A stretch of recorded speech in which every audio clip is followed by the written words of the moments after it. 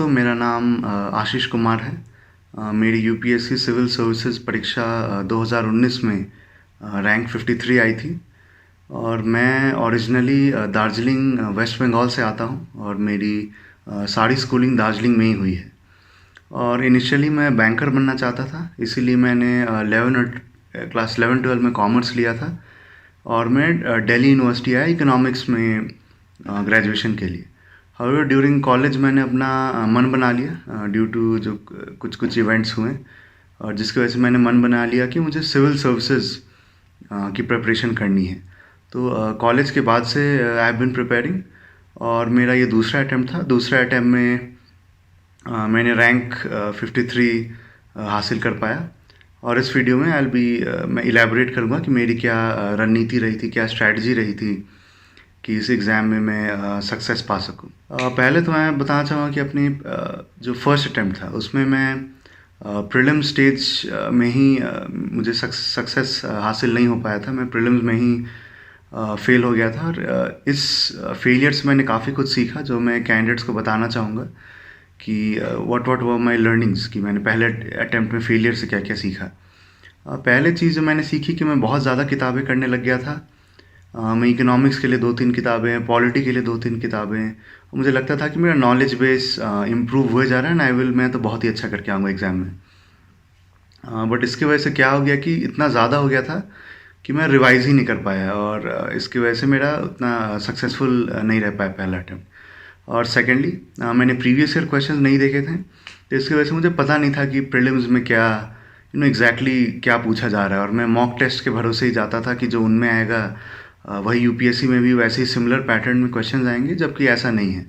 The previous year question जो है वो आपको आपको देखना ही पड़ेगा। और थर्डली मैंने अपना स्ट्रैटेजी सही से नहीं बनाया था कि मैं क्या पढ़ूँगा, कहाँ से पढ़ूँगा, प्रॉपर्ली प्रैक्टिस करूँ मैं। तो ये सारा मैंने करेक्ट किया अपने सेकेंड अटैम्प्ट में, एंड इसकी वजह से मुझे सफलता हासिल हो पाई मेरे दूसरे अटैम्प्ट में। और एक सवाल काफ़ी जो कैंडिडेट्स पूछते हैं कि आप कितना 12-13 घंटा पढ़ते थे, या इज़ देयर अ मिनिमम जो आपको देना पड़ता है इस एग्ज़ाम में निकालने के लिए। मैं कहूँगा सबका अलग अलग है। मैंने ये भी कहना गलत हुआ कि आपका 2-3 घंटे में ही यूपीएससी क्लियर हो जाएगा, 2-3 घंटे ही पढ़ोगे। बट 12-13 घंटे की भी जितना मुझे लगता है ज़रूरत नहीं है। मेरी एक टारगेट बेस्ड स्टडी होती थी। I would have certain targets जो दिन में मुझे कंप्लीट करने हैं, और ये नॉर्मली 7 से 8 घंटे में मैंने इट वुड गेट कंप्लीटेड। और ये नॉर्मली आप रोज़ अगर इतना टाइम दे रहे हो तो कभी कभी इट कैन गेट बोरिंग, कि आप काफ़ी टाइम दे रहे हो, रोज़ 7-8 घंटे पढ़ रहे हो। तो इसीलिए मैं कुछ हॉबीज़ के लिए भी टाइम निकालता था। कभी कभी फुटबॉल खेल लेता था, या कभी कभी कुछ यूट्यूब वीडियो देख लिए हैं, या कोई जो किताब है which is not related to preparation. Specially मुझे जैसे इकोनॉमिक्स की किताबें या क्राइम फिक्शन की किताबें पढ़ना बहुत पसंद है। तो फ्री टाइम में मैं वो भी पढ़ लेता था। तो इससे क्या होता था कि I could give that 8 hours consistently for जो 2.5 साल मैंने तैयारी की है। और मेरी एनर्जी भी काफ़ी रहती थी कि मेरा 100% आई वुड बी कॉन्सेंट्रेटिंग 100% जो 8 घंटे थे। तो इससे मेरा एफर्ट्स काफ़ी मैंने काफ़ी उभर के आता था। और मुझे लगता है यही काफ़ी ज़रूरी है कि आप पढ़िए, या study should be your first priority कि यूपीएससी निकालनी है मुझे। बट थोड़ा टाइम आपको, या आपको हॉबीज़ को भी देना पड़ेगा, अपने माँ बाप या दोस्तों से बात करने के लिए भी आपको देना चाहिए, कि आप रिफ़्रेश रहें। और अकॉर्डिंगली इससे आपकी परफॉर्मेंस जो एग्ज़ाम में है वो भी काफ़ी इम्प्रूव करेगी, और वहाँ भी आप काफ़ी अच्छा कर पाएंगे। तो मैं सजेस्ट करूँगा कि आप प्रॉपरली आप बैलेंस करके चलिए चीज़ों को। और मैंने जो बुक लिस्ट फॉलो किया, मैं वो बताता हूँ कि मेरा बुक लिस्ट पहले तो पॉलिटी के लिए लक्ष्मीकांत रहा है, और बस लक्ष्मीकांत ही किया है मैंने पॉलिटी के लिए। ज्योग्राफी के लिए जो 2 एनसीईआरटीज़ आती हैं क्लास 11 वाली, मैंने सिर्फ वही की। मैंने 12 वाली एनसीईआरटीज़ नहीं की, क्योंकि मेरे ओपिनियन में इट इज़ क्वाइट आउटडेटेड, और इसीलिए बस 11 वाली ही की। और इकोनॉमिक्स के लिए मैंने एक श्रीराम सर की पियर्सन की बुक आती है, मैंने वो किया, विच कवर्स काफ़ी एक्सटेंसिवली कवर करती है। और ये बेस्ट पार्ट इस किताब की है कि वो मेंस में भी काफ़ी काम आ जाती है। उसमें ऐसा एक्स्ट्रा इन्फॉर्मेशन दिया हुआ है। और बाकी आपका कल्चर हो गया। कल्चर के लिए नितिन सिंघानिया मैंने की। और जो क्लास 11 की एनसीईआरटी आती है, क्योंकि उसमें से एवरी ईयर आपकी एक क्वेश्चन आती है, उसको आप बहुत ही डिटेल में करना। उसमें जो भी टर्म्स दिए हैं आप उसको गूगल पे सर्च करके वहाँ पे एक्स्ट्रा इन्फॉर्मेशन लिख लेना पेज के साइड में ही, क्योंकि वहाँ से ऑलमोस्ट श्योर शॉट आपका एक क्वेश्चन आता ही आता है। और उसके बाद जो हो गया आपका एंशिएंट और मीडियोल हिस्ट्री के लिए मैंने तो ज़्यादा कुछ नहीं किया क्योंकि मेरा ऑप्शनल था हिस्ट्री। हाउएवर इसके लिए आप एनसीईआरटीज़ कर सकते हैं, जो आर एस शर्मा वाली आती है और जो सतीश चंद्र वाली आती है, आप वो कर सकते हैं। और मॉडर्न हिस्ट्री के लिए स्पेक्ट्रम बेस्ट है, तो मैंने स्पेक्ट्रम ही बार बार पढ़ा। और फिर आगे आपका वर्ल्ड हिस्ट्री, तो फिर से मेरा ऑप्शनल था, तो इसीलिए मैंने कुछ अलग से नहीं किया। बट अगर मैं आपको रेकमेंड करूँगा तो या तो आप कोई भी कंपाइलेशन उठा सकते हो मार्केट से, या तो आप एनसीईआरटी कर सकते हो, जो कि अर्जुन देव की आती है वर्ल्ड हिस्ट्री पे। इसके बाद जो आपका हो गया साइंस एंड टेक हो गया। साइंस एंड टेक तो मेनली आपका करंट अफेयर रिलेटेड ही होता है। आपको बेसिक अंडरस्टैंडिंग होनी चाहिए, जो मेजर कॉन्सेप्ट्स हैं, बायोटेक्नोलॉजी हो गई या नैनो टेक्नोलॉजी हो गई, बाकी आप करंट अफेयर्स से कर लो, it will be more than enough. और उसके बाद आती है सोसाइटी। सोसाइटी के लिए मैंने इंटरनेट यूज़ किया, और जो 12 का एनसीईआरटी होती है वो मैंने यूज़ किया। और बाकी जो मेंस की डिटेल बुक लिस्ट है वो मैं आपको आगे बताता हूँ। बट बाकी मैंने प्रीलिम्स के लिए इन्वायरमेंट के लिए ये किया, शंकर आईएएस की किताब आती है, वो मुझे लगा काफ़ी अच्छी है और मैंने वही रेफ़र किया इन्वायरमेंट के लिए। और करंट अफेयर्स के लिए, करंट अफेयर्स भी काफ़ी ज़रूरी है। मैं न्यूज़पेपर पे बहुत ध्यान दिया। मैं प्रीलिम्स और मेंस तक के एक दिन पहले तक मैंने न्यूज़पेपर पढ़ा है। और कोई भी आप एक करंट अफेयर मटेरियल उठा लो मार्केट पे जो आपको सही लगे, और उसी को आप कीप रिवाइजिंग। ज़्यादा एक्स्ट्रा सोर्सेज मत करना। आप एक्स्ट्रा प्रीलिम्स के लिए थोड़ा एक्स्ट्रा कर सकते हो, जैसे कि आपका जो करंट अफेयर हैवी टॉपिक्स है, जैसे कि इकोनॉमिक्स हो गया, साइंस एंड टेक हो गया, इन्वायरमेंट हो गया, इन 3 टॉपिक से प्रीलिम्स में काफ़ी करंट अफेयर आते हैं। तो इनके लिए आप कोई भी कंपाइलेशन एक एक्स्ट्रा उठा सकते हो, अपार्ट फ्रॉम दी जो मेन जो करंट अफेयर मटेरियल आप कर रहे हो उसके लिए ये आप एक सेकंड सोर्स उठा सकते हो, बस इन 3 सब्जेक्ट के लिए, क्योंकि यहाँ से काफ़ी करंट अफेयर्स आती है प्रीलिम्स में। और ये तो हो गई मेरी मेजर बुक लिस्ट। और मैं फिर अब स्टेज बाय स्टेज बताता हूँ क्या अप्रोच रहनी चाहिए और क्या अप्रोच में ही रही थी। तो प्रीलिम्स में सबसे क्या ज़रूरी है कि आप अपना सोर्स प्रॉपर्ली सेट कर लो। आप वेरियस टॉपर्स वीडियोस देखो, कौन से कॉमन बुक्स हो कर रहे हैं, और सब जितना भी आपका टॉपिक्स है आप सब के लिए एक एक सोर्स रखो। कि अगर पॉलिटी पढ़ रहा हूँ तो बस लक्ष्मीकांत ही पढ़ूंगा और कुछ नहीं पढ़ूंगा मैं। तो आप पहले तो लिमिटेड सोर्स रखो और बार बार रिवाइज करो। और सेकेंडली आप प्रीवियस ईयर क्वेश्चन देखो प्रीलिम्स के, कैसे क्वेश्चंस आ रहे हैं। एटलीस्ट 10-15 साल का तो आप सॉल्व कर ही लो कि कैसे क्वेश्चंस आ रहे हैं, कौन से एरिया से पूछे जा रहे हैं, कितने डेप्थ में पूछे जा रहे हैं। तो ये आप properly previous year question analyse करोगे तभी आपको हेल्प करेगा। और कभी कभी डायरेक्ट सवाल भी आ जाते हैं प्रीवियस ईयर क्वेश्चन से, तो इसलिए भी ज़रूरी है सॉल्व करना प्रीवियस ईयर के क्वेश्चंस। और थर्डली आपको जो मिसलेनियस टॉपिक्स है इसके लिए भी मैं सजेस्ट करूँगा आप फोकस करना। जैसे कि मैपिंग हो गया, मैपिंग से 2-3 क्वेश्चन आते हैं, या आप कोई और टॉपिक्स ले लो। अगर नेशनल पार्क्स हो गया, रामसर साइट्स हो गए, रिवर्स हो गए, हिस्टोरिकल पर्सनैलिटीज़ हो गए, तो इनका मैंने इंटरनेट यूज़ करके शॉर्ट नोट्स प्रिपेयर कर लिया था और यहाँ से भी 2-3 क्वेश्चन आ जाते थे। तो अगर आप यही 2 पार्ट स्ट्रॉन्ग कर लो तो आपको 4-5 क्वेश्चन का वहीं एज मिल जाएगा बाकी कैंडिडेट्स पे, क्योंकि बाकी कैंडिडेट्स नॉर्मली ये पार्ट इग्नोर कर लेते हैं। और इसमें आपको बहुत ज़्यादा मेहनत नहीं करनी पड़ेगी। आप बेसिक छोटा इंटरनेट से सर्च करके उसके आप नोट्स बना लेना, और दिस विल मैंने आपको एक एज देगा प्रीलिम्स तैयारी में आपकी। और इसके बाद रोल आता है आपका टेस्ट सीरीज़ का। पहले तो आप जो ऑनलाइन वेबसाइट्स पे रोज़ 5-10 सवाल आते हैं, आप रोज़ वो बनाना कि कि जो आप पढ़ रहे हो वो आप अप्लाई कर पा रहे हो कि नहीं, क्वेश्चन सही हो रहे हैं कि नहीं, तो ये सब पता चलेगा। और मॉक टेस्ट आप सॉल्व करो। मैंने ऑलमोस्ट 50 से 60 प्रीलिम्स के मॉक टेस्ट सॉल्व किए थे इस बार। और सॉल्व करने से ज़्यादा क्या ज़रूरी है उसकी एनालिसिस। आप देखो कि अगर मैं कोई क्वेश्चन गलत कर रहा हूँ तो मैं एग्जैक्टली क्यों गलत कर रहा हूँ। क्या मेरी नॉलेज में कमी है, क्या एनालिसिस में कमी है, या मेरे कंसंट्रेशन में लैप्स है। तो अकॉर्डिंगली जो भी मिस्टेक हुई है आप उसको वहाँ पे करेक्ट करो। और इसके अलावा आप क्या कर सकते हो कि मैं क्या करता था कि एक टेस्ट का एक A4 साइज शीट पे अलग से नोट्स बना लेता था कि जो भी एक्स्ट्रा ऐसा कुछ इन्फॉर्मेशन है टेस्ट में जो मुझे नहीं पता है, तो उसको एक्स्ट्रा में A4 साइज़ शीट में मैंने दोनों साइड में एक एक टेस्ट का एक A4 साइज़ शीट पे होता था। मैं ऑल्दो वन नोट पे बनाता था, बट अगर आप पेज पे बना रहे हो तो आप A4 साइज़ शीट लेके एक शीट में मैक्सिमम दो साइड पे एक टेस्ट के आप नोट्स बना लेना, कि प्रीलिम्स के पहले आपके पास कम से कम तो 35-40 पन्ने हों और आप उसको रिवाइज़ कर पाएँ और प्रॉपर्ली जो है इम्प्लीमेंट कर पाएँ। और इसके बाद अपार्ट फ्रॉम दिस मैं ये भी कहना चाहूँगा कि आप अपना एलिमिनेशन टेक्निक्स इम्प्रूव करो, और ये आपके प्रैक्टिस से ही आएगा। और अगर आपको कोई क्वेश्चन नहीं भी आता फिर भी आप उसको पढ़ो कि कुछ तो तरीका निकल जाए, कोई तो इसका समहाउ मेरा आंसर आ जाए इसका, कि मैं इसको सही कर पाऊँ और मुझे 2 नंबर मिल जाए। जैसे मैं एक एग्जांपल देता हूँ, जो 2019 का प्रीलिम्स था, एक क्वेश्चन था कि यूएन का ट्रांसनेशनल ऑर्गेनाइज्ड क्राइम का एक कन्वेंशन था और यूएन कन्वेंशन अगेंस्ट करप्शन दिया हुआ था। तो मुझे भी कोई आइडिया नहीं था कि इनका डिटेल्ड ये क्या काम करते हैं, बहुत डिटेल में तो नहीं पता था, बट इतना मैंने नाम से देखा कि एक ऑर्गेनाइज्ड क्राइम के बारे में है और एक करप्शन के बारे में है। तो अगर आप ये क्वेश्चन आप ध्यान से पढ़ोगे तो यूपीएससी ने एग्जैक्टली ऑपोजिट दे दिया है काम इनका, मैंने इन द क्वेश्चन, कि ऑर्गेनाइज क्राइम वाले का करप्शन का मैंडेट दे दिया है और करप्शन वाले का ऑर्गेनाइज क्राइम मैंडेट दे दिया। तो इससे आप ऑप्शन एलिमिनेट कर लोगे और आंसर आ जाएगा। तो ऐसा ही आप इस पर फोकस करो कि नहीं भी आता है तो यू डू अटेम्प्ट। और एक और चीज़ जो कैंडिडेट्स पूछते हैं, कितने सवाल अटेम्प्ट करने चाहिए। तो मेरी जो स्ट्रैटेजी है, मैं किसी को रिकमेंड नहीं करूँगा, मैं तो 100 के 100 अटेम्प्ट करता था, इस बार भी 100 अटेम्प्ट किए हैं मैंने। बट मैं क्या रिकमेंड करूँगा कि आप अपना ऑप्टिमम लेवल ऑफ अटेम्प्ट्स ढूंढिए जहाँ पे आपका स्कोर मैक्सिमाइज हो रहा है, और ये आप वेरियस मॉक सॉल्व करके, और मॉक सॉल्व करते वक्त आप बहुत ही सिस्टमैटिक अप्रोच रखिए, ये आप पता कर सकते हैं कि मेरी कितनी ऑप्टिमम अटेम्प्ट है।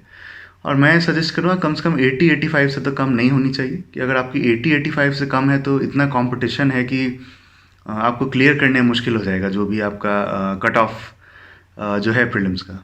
एंड एक और चीज़ जो मैं कहना चाहूँगा कि कैसे मॉक टेस्ट सॉल्व करना है। आप एक ही गो में मत सॉल्व कीजिए कि पहले बार रीड किया और मैंने एक ही रीडिंग में 100 क्वेश्चन बना दिए। मैं रेकमेंड करूँगा आप बहुत ही सिस्टमैटिक अप्रोच रखिए। जैसे मैं क्या करता था कि जिन क्वेश्चन में मैं शॉर्ट हूँ, ऐसे 30-35 क्वेश्चन रहते थे, उनको मैं पहले रीडिंग में टिक कर देता था और सर्कल कर देता था। और सेकेंडली जो क्वेश्चन में आप दो ऑप्शन में मैंने अटक रहे हैं, उनको आप सेकेंड अटैम्प्ट में सॉल्व कीजिए। और थर्डली कुछ क्वेश्चन में आप 3 ऑप्शन में स्टक हो रहे हैं, वहाँ से भी कोशिश कीजिए, जितने आप अटैम्प्ट कर सकते हैं वो अटैम्प्ट कीजिए। और जो चौथे टाइप के क्वेश्चंस होते हैं जिनमें आपको कोई आइडिया नहीं है, आप एक भी ऑप्शन एलिमिनेट नहीं कर पा रहे हो, तो यहाँ भी कोशिश कीजिए, अगर कुछ एलिमिनेट हो जाए तो ठीक है, वरना आई वुड रिकमेंड कि ये क्वेश्चंस आप छोड़ दो, वही बेटर रहेगा। नहीं तो वरना काफ़ी नेगेटिव में चल जाता है इसकी वजह से। बट वो डिपेंड्स ऑन यू, आप मॉक टेस्ट देखिए, आप देख लो आपके लिए क्या ऑप्टिमम स्ट्रैटेजी रहेगी इन दिस रिगार्ड। और ये तो हो गया प्रीलिम्स का।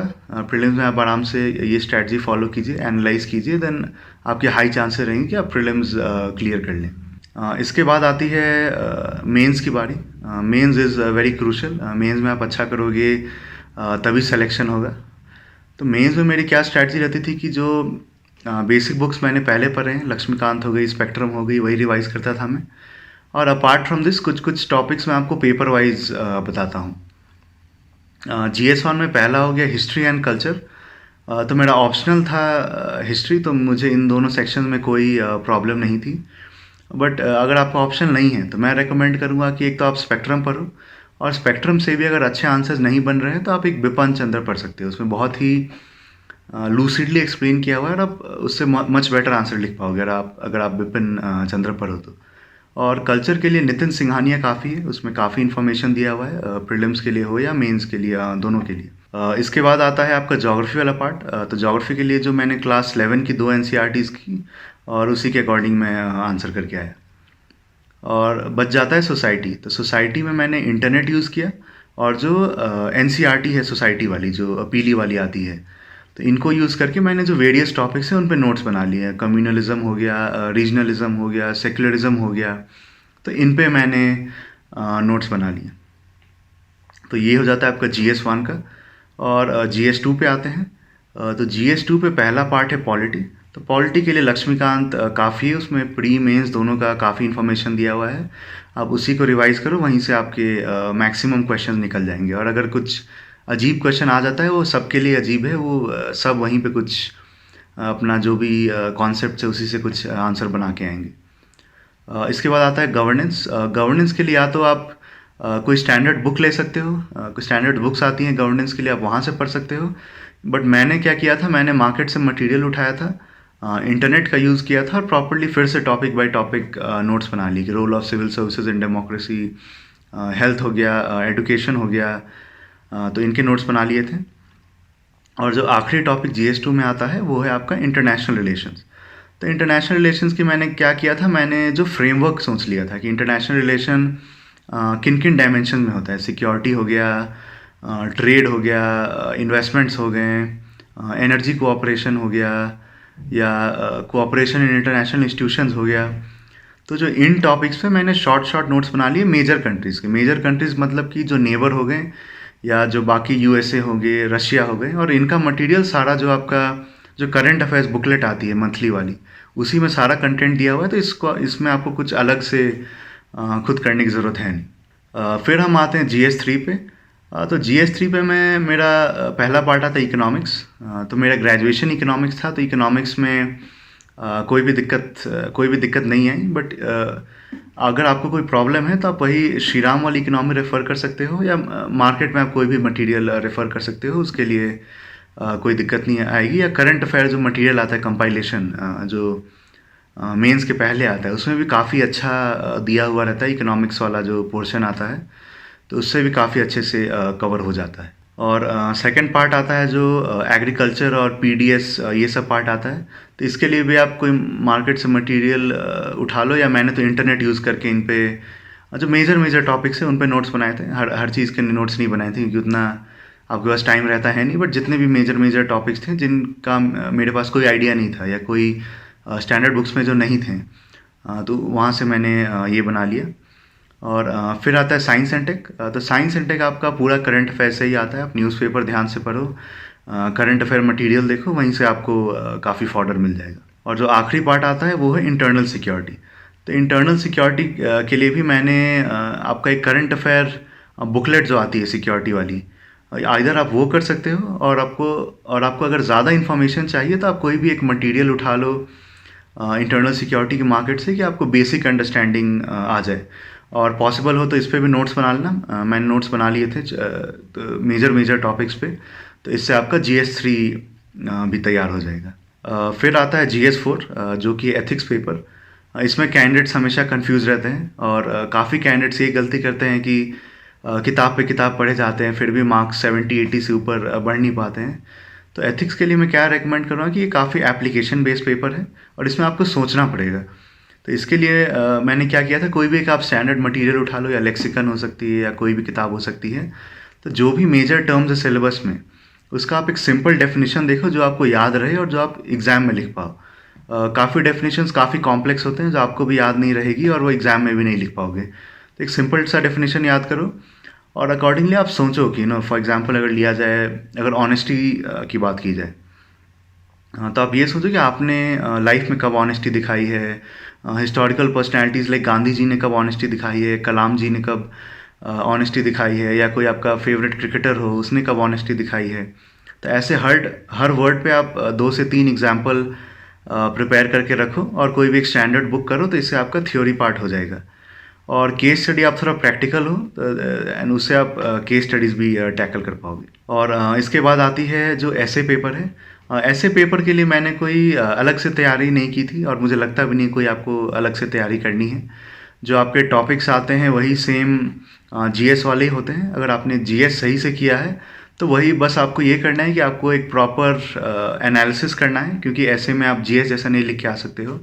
ऑल्दो कंटेंट वही होगा, बट आपको बेटर एनालाइज करना है, उसको थोड़ा एक्सप्लेन करके लिखना है। उस पर आप फोकस कीजिए ऐसे में, और ऐसे को थोड़ा फ्रेश बनाइए कि थोड़ा अच्छा इंट्रो कंक्लूजन हो, या बॉडी में 1-2 चीज़ यूनिक हो। और ये करोगे तो you will be able to score, मैंने ऐसे में अच्छा आप स्कोर कर पाओगे, decent you will be able to score in the essay paper. और एक और क्वेश्चन जो कैंडिडेट्स पूछते हैं कि आंसर राइटिंग की क्या इंपॉर्टेंस रही है सिविल सर्विसेज में। तो ये काफ़ी इंपॉर्टेंट है, बट मैं पर्सनली कहूँ तो मैंने ज़्यादा आंसर राइटिंग प्रैक्टिस की नहीं। मैंने 5 टेस्ट लिखे हैं जो जीएस वाले, और ऐसे मैंने चार टेस्ट लिखे थे ऐसे वाले। तो मेरा आंसर राइटिंग पहले से ही काफ़ी ठीक था। मैंने आई कैन राइट जो अकॉर्डिंग टू डिमांड्स और क्वेश्चन, और काफ़ी पहले से ठीक ठाक आंसर राइटिंग था, इसलिए मैंने ज़्यादा नहीं किया। बट मैं रेकमेंड करूँगा, अगर आपको ज़्यादा कॉन्फिडेंस नहीं है आंसर राइटिंग पे, तो आप रोज़ एटलीस्ट 1 या 2 लिखो, 1 या 2 लिखो, और आप कोई अपने फ्रेंड को दिखा दो या कोई सीनियर को दिखा दो, एंड प्रॉपरली आप खुद भी एनालाइज करो कि मैंने क्या सही लिखा है, क्या इम्प्रूव कर सकता हूँ। ऐसे आप रेगुलरली करो तो काफ़ी इम्प्रूवमेंट आ जाएगी आंसर राइटिंग में, और कोई आपको ज़्यादा प्रॉब्लम नहीं होगा जो मेंस के जो आंसर्स है उसको हैंडल करने में। और इसके बाद आ जाता है आखिरी स्टेज, जो कि इंटरव्यू। तो ये रिलेटिवली लाइटर स्टेज होता है। अगर आप प्री और मेन से कंपेयर कर लो, उतने आपको फैक्ट्स वगैरह बहुत याद नहीं करने हैं। इसमें आपका क्या फोकस मेन रहना चाहिए कि जो आपका डैफ है, जो डिटेल्ड एप्लीकेशन फॉर्म है, उसमें जो भी आपने डिटेल्स भरी है कि आप कौन से स्कूल से हो, या आपके पिताजी क्या करते हैं, आप कौन से सब्जेक्ट में ग्रेजुएट हो। जैसे कि मैं इकोनॉमिक्स में ग्रेजुएट हूँ, तो इकोनॉमिक्स वाला पार्ट मैंने काफ़ी अच्छे से पढ़ना पड़ा था मुझे। तो एक तो डैफ आपका अच्छा होना चाहिए। सेकेंडली आपका जो करंट अफेयर पे काफ़ी आपको फोकस करना पड़ेगा। Current affair is very important है। ये मैंने सारे स्टेज में इंपॉर्टेंट है, प्री में भी, मेंस में भी, बट इंटरव्यू में इट इज़ वेरी इंपॉर्टेंट। तो इसके लिए मैंने क्या किया था, मैं 3 से 4 न्यूज़पेपर पढ़ता था। एक तो अपना इंडियन एक्सप्रेस पढ़ता था मैं, एक मिंट पढ़ता था, और थर्डली में या तो हिंदुस्तान टाइम्स या तो हिंदू, इन दोनों में से एक पढ़ता था। 3 न्यूज़पेपर मैं रोज़ पढ़ता था, और मैं डिटेल में पढ़ता था। और थर्डली आपको ये याद रखना है कि आपको इन्फॉर्मेशन खाली क्रैम नहीं करना है, क्योंकि although it is a test of knowledge definitely, but personality का भी टेस्ट है। और मैं ये भी नहीं कहूँगा कि नॉलेज का टेस्ट है ही नहीं, क्योंकि अगर आप एग्जांपल लें कि अगर मैं इकोनॉमिक्स ग्रेजुएट हूँ और मुझे इकोनॉमिक्स पे कोई सवाल पूछ ले इंटरव्यू में, और मैं सही से नहीं बता पाऊँ, तो एक तरीके से मेरी पर्सनैलिटी भी दिखाती है कि मुझे कोई ज़्यादा इंटरेस्ट है नहीं इकोनॉमिक्स में, कॉलेज में ऐसे ही पास कर लिया मैं, तो it does not reflect well मेरे पर्सनैलिटी के ऊपर। तो इसलिए नॉलेज और पर्सनैलिटी दोनों चाहिए। But what is more important is आप कितने काम रहते हो थ्रू आउट द इंटरव्यू, आप कितने बैलेंस्ड हो। तो ये सब आप करोगे तो you will do well in the interview. ऐसे कोई बहुत ही मेजर आपको कुछ बहुत बड़ा नहीं करना है आपको इंटरव्यू में प्रिपेयर करने के लिए। जैसे आप हैं आराम से, जो आपके पर्सनैलिटी में पॉजिटिव्स हैं उसी को आप उभारिए, निखारिए, और उनको आप दिखाइए इंटरव्यू में, और आप ज़रूर अच्छा करेंगे in the civil services interview. और एक और सवाल जो एस्पिरेंट्स पूछते हैं कि आप सोशल मीडिया चलाते थे कि नहीं, और इंटरनेट का ओवरऑल क्या रोल था प्रिपरेशन में। तो मेरा preparation was heavily internet based. Internet का बहुत यूज़ किया है मैंने। कुछ भी टॉपिक नहीं आता था या कुछ समझ में नहीं आ रहा है तो यूट्यूब वीडियो देख लिया, या उस कुछ के नोट्स बनाने वो भी ऑनलाइन देख लिए हैं, या कुछ भी, मतलब कुछ भी मुझे समझ में नहीं आ रहा है, I would refer to internet. Social media में ज़्यादा नहीं चलाता था, क्योंकि मेरा पर्सनल रीज़न था कि मैं देख रहा होता था कि दोस्त यार ये कर रहे हैं, कोई कॉर्पोरेट सेक्टर में है, कोई फॉरेन में इतना कमा रहा है, कितने सक्सेसफुल हैं लाइफ में, और मैं यहाँ पे दिन भर बैठ के पढ़ाई कर रहा हूँ। तो थोड़ा वो हो जाता है, इट फील्स कि what am I doing with my life. तो इसलिए मैं सोशल मीडिया जो 2.5 साल की मेरी तैयारी रही है उसमें नहीं चलाया हूँ। बट मैं रेकमेंड करूँगा कि आप जो सोशल मीडिया और इंटरनेट है, अगर उसको आप प्रोडक्टिवली यूज़ कर सकते हो, डेफिनेटली आप यूज़ कीजिए। बट ये भी याद रखिए कि अगर आप फॉर एग्जांपल कोई एजुकेशनल यूट्यूब मैंने वीडियो देख रहे हो, तो ये भी बहुत आसान होता है कि नीचे रिकमेंडेशन आ गया और सडनली आप मूवी ट्रेलर देखने लगे, गाने देखने लगे, तो उस पर आपको कंट्रोल करना पड़ेगा। You have to show discipline. अगर आप फ्री टाइम में देख रहे हो, कोई बात नहीं। अगर आप लिमिट के साथ देख रहे हो, या गाने देख रहे हो, या टीवी सीरीज़ देख रहे हो, या मूवी देख रहे हो, अगर आपकी लिमिट है तो it is not a problem. But ऐसा नहीं होना चाहिए कि आप दिन में 4-4 5-5 घंटे वही कर रहे हो। तो इस पर आपको ध्यान रखना पड़ेगा। और एक और सवाल जो कैंडिडेट्स पूछते हैं इज़ रिगार्डिंग कोचिंग, कोचिंग लेनी चाहिए कि नहीं। तो मैं दोनों आपको प्रोज़ एंड कॉन्स दोनों बताऊंगा।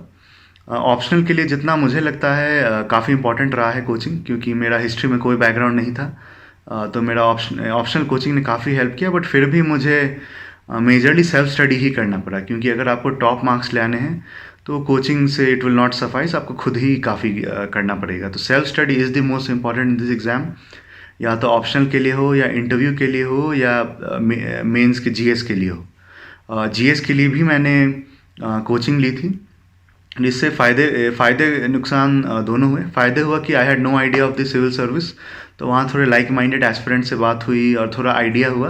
बट अभी मैं सोचता हूँ तो मुझे लगता है कि अगर मेरे पास सही गाइडेंस होता, मुझे पता होता कि प्रीवियस ईयर क्वेश्चन देखने हैं और कौन कौन से स्टैंडर्ड बुक्स पढ़ने हैं, तो मैं इट वुड हैव मैंने एक तरीके से टाइम वेस्ट काफ़ी हो जाता था, क्योंकि आप जाओ 3 घंटे कोचिंग में बिताओ, उसको पढ़ने के लिए 3 घंटे लो, तो आपके पास सेल्फ स्टडी के लिए टाइम बचता ही नहीं ज़्यादा। और ये एग्ज़ाम में क्लियर करने के लिए self study is the main goal, is the main mantra, वो सबसे ज़रूरी है। आप सेल्फ स्टडी प्रॉपर्ली करोगे, खुद चीज़ों को समझोगे, खुद इम्प्रूव करोगे, तभी आपके एग्ज़ाम क्लियर करने के चांसेस इंप्रूव होंगे and accordingly you will be able to clear. और स्पेशली आजकल इतना ऑनलाइन मटेरियल आ गया है कि आपको कोचिंग की ज़्यादा ज़रूरत है नहीं। अगर आपके पास सही गाइडेंस है तो आपको ऑनलाइन ही सारा मटेरियल है या किताबें हैं, सब आपको मिल जाएंगी। तो उसको आप ये मत सोचिए कि मैं अगर कोचिंग नहीं ले सकता तो मेरे लिए एक बड़ा डिसएडवांटेज है। कोई डिसएडवांटेज नहीं है। अगर आपके पास गाइडेंस है तो एक तरीके से एडवांटेज है कि आपका टाइम बचेगा कंपेयर टू जो जाके 5-6 घंटे बिता रहे हैं क्लासेस में ही। और फाइनली मैं एस्पिरेंट्स को ये मैसेज देना चाहूँगा कि पहले तो आप बहुत ही क्लियर रहिए कि क्यों आप सिविल सर्विसेज ज्वाइन करना चाहते हैं। आप इसलिए ज्वाइन करना चाहते हैं कि बहुत फैसिलिटी मिलेगी, सोसाइटल स्टेटस मिलेगी, तो आप अपना मोटिवेशन सस्टेन नहीं कर पाओगे।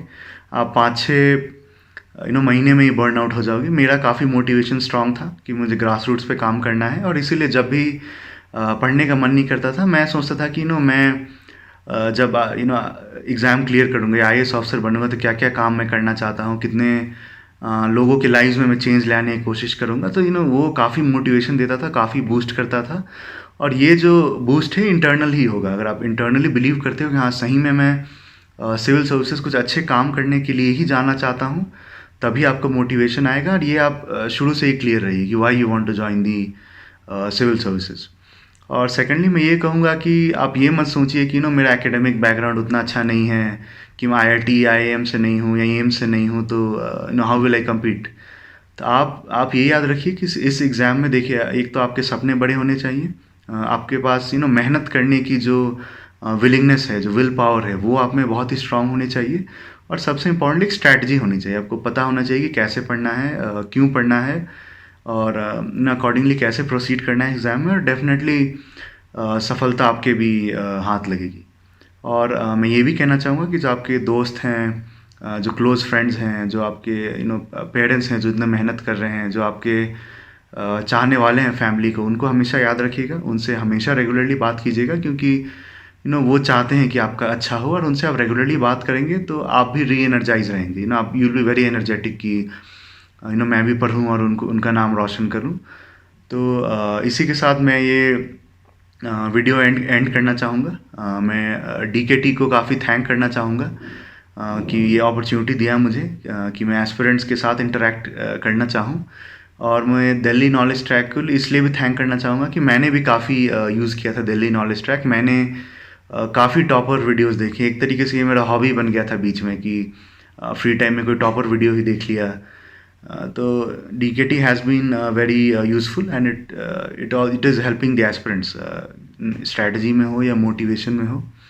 और इसी के साथ मैं ये वीडियो एंड करना चाहूँगा। ऑल द बेस्ट, मेहनत कीजिए और आपके सपने ज़रूर साकार होंगे। Thank you.